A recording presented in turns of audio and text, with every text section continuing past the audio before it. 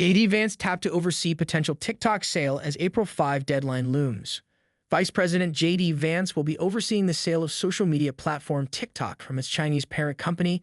The Post has learned after President Trump threw the popular app a lifeline on day one by giving it additional time to find a U.S. buyer. Vance, who formerly owned his own venture capital firm and national security advisor Michael Waltz, will quarterback TikTok's qualified divestment from Beijing-based ByteDance, according to sources familiar with the matter.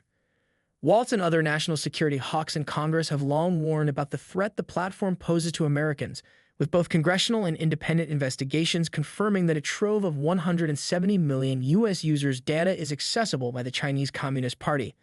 Vice President Vance will be overseeing the sale of the social media platform TikTok from its Chinese parent company.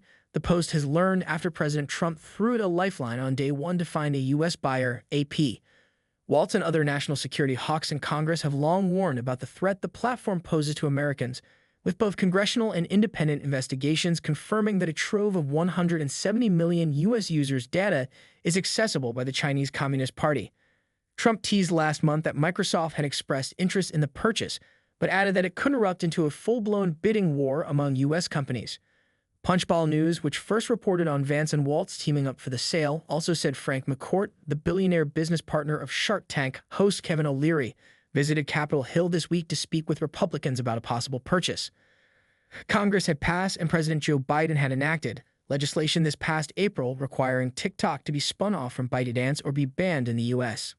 One of the Republicans who met with McCourt was Senate Intelligence Committee Chairman Tom Cotton, RR, who is pushing for a full divestment and complete break from Communist China in accordance with the law, a spokesman for his office told Punchbowl.